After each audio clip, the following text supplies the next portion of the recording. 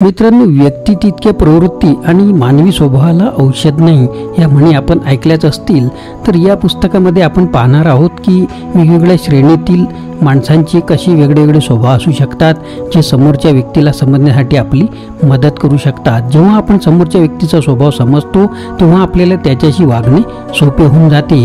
या 18 स्वभाव विशेषामधील महत्त्वाचे 12 स्वभाव आपण या व्हिडिओमध्ये जाणून घेणार आहोत. आपल्या सभोवती अनेक प्रकारचे लोक असतात. त्यात काही फक्त स्वतःचाच विचार करतात, काही स्वतःला मोठे दाखवण्यासाठी समोरच्या व्यक्तीचा अपमान सुद्धा करतात, त्यांना वाईट वागणूक देतात. अनेकदा आपण या लोकांशी भांडतो किंवा काही न बोलता दूर जातो. काही खूपच भावुक व प्रेमळ सुद्धा असतात, परंतु त्यांच्याशी नेमकं कसं वागायचं हे आपल्याला कळत नाही. हे पुस्तक आपल्याला सभोवतालची माणसं ओळखायला आणि त्यांच्याशी कसं वागायचं आहे हे सुद्धा आपल्याला समजून सांगायला हे पुस्तक आपल्याला खूप मदत करणार आहे. तर मित्रांनो, नवीन असाल तर चॅनलला सबस्क्राईब करा. या व्हिडिओत आपण जे वेगवेगळे स्वभाव असणारे व्यक्ती पाहणार आहोत.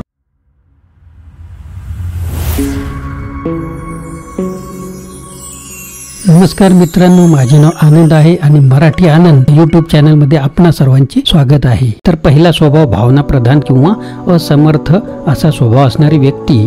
दुसरा प्रकार आहे आपल्याला समजून घेण्याची अपेक्षा असण्याचा स्वभाव असणारी व्यक्ती. तिसरा प्रकार आहे छुपे रुस्तम असणारी अशी व्यक्ती. चौथा प्रकार आहे लोभी वृत्तीचा स्वभाव असणारी व्यक्ती. पाचवा प्रकार आहे लगेच विश्वास ठेवण्याचा स्वभाव असणारी व्यक्ती. सहावा प्रकार आहे बचावात्मक वृत्तीचा स्वभाव असणारी व्यक्ती. सातवा प्रकार आहे नकारात्मक दृष्टिकोन असणारी असा स्वभाव बाळगणारी व्यक्ती. आठवा प्रकार आहे तुलनात्मक असा स्वभाव असणारी व्यक्ती. नववा प्रकार आहे उद्दिष्टांचा अभाव असणारी व्यक्ती. दहावा प्रकार आहे कुरापती स्वभाव असणारी व्यक्ती. 11वा प्रकार आहे अव्यक्त असा स्वभाव असणारी व्यक्ती. 12वा प्रकार आहे स्वतःला वेगळे व उच्च दर्जाचे मानण्याचा स्वभाव असणारी व्यक्ती.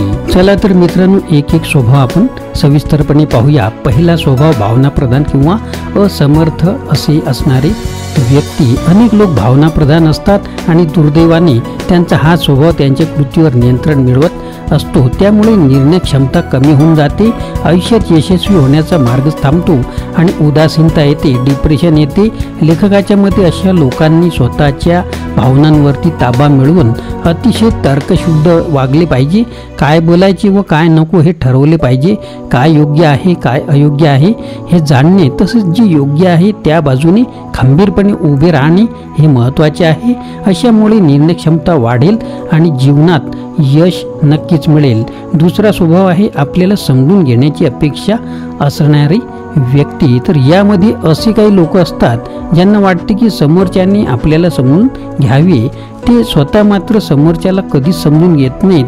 हे लोक स्वतःलाच जास्त महत्त्व देतात. यांना कौतुक करून घ्यायला खूप आवडते. अशा लोकांचे बोलणे समजून घेऊन त्यांच्याशी सहानुभूतीने वागले पाहिजे. यामुळे ते आपल्याला स्वतःच्या अगदी जवळचे समजतात, भावनिकदृष्ट्या परिपक्व अशी समजतात आणि आपल्याला त्यांना पडताळणे सुद्धा सोपे जाते. तिसरा स्वभाव आहे छुपे रुस्तम. तर या प्रकारचे लोक या नियमातील लोकांच्या मनाचा ठाव ठिकाणा त्यांच्या वागणुकीतून कधीच दिसत नाही. त्यांच्या मनात नक्की काय चालले आहे हे त्यांच्या चेहऱ्याकडे बघून कधीच समजत नाही. हे लोक स्वतःला खूप आनंदी व कॉन्फिडन्स म्हणजे आत्मविश्वासू दाखवतात, परंतु मनातून मात्र ते स्वतःला खूप एकटे समजतात. अशा लोकांना ओळखण्यासाठी व त्यांच्या मनातील जाणून घेण्यासाठी त्यांचा चेहरा वाचणे, त्यांची बॉडी लँग्वेज जाणून घेणे, तसेच त्यांच्या नजरेतील स्थिरता जाणून घेणे हे गरजेचे आहे. चौथा स्वभाव आहे लोभी वृत्तीचा स्वभाव असणारे व्यक्ती. या प्रकारातील लोकांना नेहमी अशा गोष्टीचं आकर्षण असते की ज्यामुळे गोष्टी त्यांच्याकडे नसतात किंबहुना त्यांच्यासाठी नवीन असतात.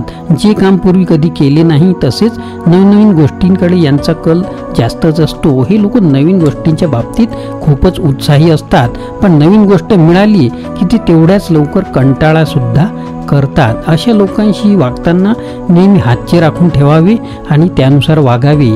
आपल्याकडून बरेच काही जाणून घेण्यासारखे आहे असे जोपर्यंत या लोकांना वाटते तोपर्यंत ते आपल्यासोबत राहतात आणि नंतर मात्र सोबत राहत नाहीत. पाचवा स्वभाव आहे लगेच विश्वास ठेवण्याचा स्वभाव असणारी व्यक्ती. या नियमात बसणारे लोक ऐकलेल्या आणि बोललेल्या गोष्टीवर लगेच विश्वास ठेवतात. कोणताही विचार न करता लगेचच आपल्या प्रतिक्रिया सुद्धा देतात। अशामुळे बऱ्याचदा नुकसानच होते। आपण केलेल्या कृतीने काय परिणाम होऊ शकतो याचं या लोकांना भान सुद्धा नसते आणि भविष्यात याचे खूपच मोठे दुष्परिणाम सुद्धा होतात। जर तुम्ही स्वतःला या नियमातील व्यक्ती समजत असाल तर कोणत्याही गोष्टीवरती प्रतिक्रिया देण्यापूर्वी एकटे राहून किंवा एखाद्या जवळच्या व्यक्तीसोबत राहून घडलेल्या घटनेच्या मुळाशी जा। तसेच आपल्या प्रतिक्रियेचे दूरगामी काय परिणाम होतील याचा विचार सुद्धा करा आणि नंतरच योग्य तो निर्णय घ्या। या नियमातील व्यक्तीपासून शक्यतो अंतर ठेवून राहिलेले चांगले असते, कारण अशा व्यक्ती आपल्या दृष्टिकोनातून बदलू शकतात। तसेच त्यांच्या कृतीचे वाईट परिणाम सुद्धा कदाचित आपल्याला सुद्धा भोगावे लागू शकतात। 6वा स्वभाव आहे बचावात्मक वृत्तीचा स्वभाव असणारी व्यक्ती। जेव्हा आपण एखाद्या व्यक्तीला आव्हान करतो तेव्हा त्या व्यक्तीमधील बचावात्मक वृत्ती जागृत होते आणि ती व्यक्ती स्वतःला त्या आव्हानापासून वाचवण्याचा प्रयत्न करते। बचावात्मक वृत्तीच्या व्यक्ती नेहमी स्वतःला सुरक्षित ठेवण्याचा प्रयत्न करत असतात। त्यांची चूक ते लगेचच मान्य करत नाहीत। अशा लोकांशी वागताना नेहमी त्यांच्या कलेने घेणे आणि त्यांना विश्वासात घेऊन त्यांची चूक पटवून देणे हे खूप गरजेचे आहे। अशावेळी एक गोष्ट प्रामुख्याने नेहमी लक्षात ठेवावी की स्वतःच्या विचारांना त्या व्यक्तीवर लादू नये, नाहीतर त्या व्यक्ती अधिक दुखावल्या जाऊ शकतात। 7वा प्रकार आहे स्वभावाचा नकारात्मक दृष्टिकोन असणारी व्यक्ती। तर जगाकडे बघण्याचा प्रत्येकाचा एक वेगवेगळा दृष्टिकोन असतो आणि त्यानुसारच आयुष्यात अनुभव सुद्धा मिळत असतात। या नियमातील व्यक्ती थोड्या भिडस्त स्वभावाच्या असतात। नवीन आव्हान घ्यायला या व्यक्ती घाबरतात, तसेच स्वतःच्या चुकांचे खापर दुसऱ्यावरती सुद्धा फोडतात व त्यांच्या नकारात्मक दृष्टिकोनामुळेच अशा व्यक्ती बऱ्याचदा नातेसंबंधांचे स्वतःच्या भविष्याचे नुकसान सुद्धा करून घेतात। अशा व्यक्ती सकारात्मक दृष्टिकोन असलेल्या लोकांसोबत राहिल्या तर त्या स्वतःला बदलू शकतात व स्वतःला उज्ज्वल भविष्याकडे सुद्धा घेऊन जाऊ शकतात। 8वा स्वभाव आहे इतरांशी तुलना करण्याचा स्वभाव असणारी व्यक्ती। या स्वभावातील व्यक्ती स्वतःची तुलना इतरांसोबत नेहमी करत असतात। या त्यांच्या स्वभावामुळे त्यांच्या मनातील इतरांविषयीचा मत्सर वाढतो व हेच त्यांच्या दुःखाचे मूळ कारण ठरते।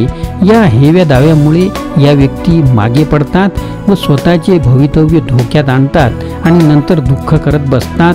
त्यामुळे या उलट जर त्यांनी सकारात्मक तुलना करून स्वतःमधील कमतरता शोधून त्या भरून काढल्या तर त्यांचे आयुष्य अधिक सुखकर होऊ शकेल। भविष्यात ते यशाचे शिखर गाठू शकतात। अशा स्वभावाच्या व्यक्तींनी नेहमी स्वतःची तुलना स्वतःसोबतच करावी।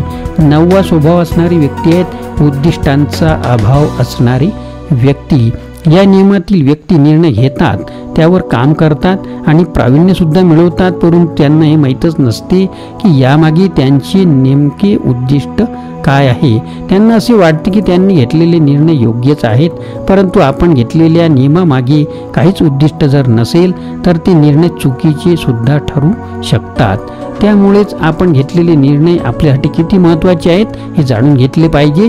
आयुष्यात कोणताही निर्णय घेण्यापूर्वी त्यामागील आपले उद्दिष्ट नक्की काय आहे आणि आपण घेतलेल्या निर्णयामुळे हे उद्दिष्ट सफल होईल का याचा विचार सुद्धा आपण करावा। यामुळे आपल्याला जीवनामध्ये एक वेगळाच आनंद सुद्धा मिळत असतो। 10वा स्वभाव आहे कुरापती काढणाऱ्या व्यक्तींचा स्वभाव। हे व्यक्ती वरून खूप हसऱ्या व मनमिळाऊ वृत्तीचे दिसतात, ते दाखवतात तसं, परंतु मनातून मात्र निराश असतात आणि समोरच्या व्यक्तीबद्दल नेहमी कुरापती काढत असतात। असा अनुभव आपल्याला आला सुद्धा असेल। या व्यक्ती शक्यतो अबोल तसेच संकुचित स्वभावाच्या सुद्धा असू शकतात। कधीकधी हे लोक स्वतःच्या निराशेवर ताबा ठेवू शकत नाहीत आणि परिणामी त्यांच्यातील राग संपूर्णपणे बाहेर पडतो। अशा वेळी समोरच्या व्यक्तीला त्यांच्या रागवण्यामागची नक्की कारणे समजत नाही।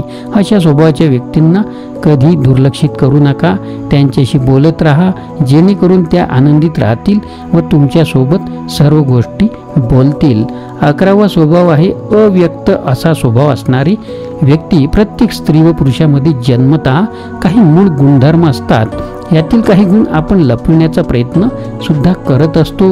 उदाहरणार्थ द्यायचं तर पुरुष त्यांच्या स्वभावातील कोमलपणा लपवतात, त्यामुळे अनेकदा ते स्वतःच्या भावना व्यक्त करू शकत नाहीत. या विरुद्ध स्त्रिया स्वतःमधील कोमलता दर्शवितात व कठोरपणा लपवतात, त्यामुळे कधी कधी स्वतःची बाजू मांडणे सुद्धा त्यांना अवघड होते.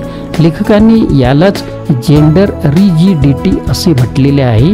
हा सामान्य गुणधर्म असल्यामुळे आपल्याला समोरच्या व्यक्तीच्या मूळ गुणांकडे लक्ष देणे जास्त गरजेचे आहे.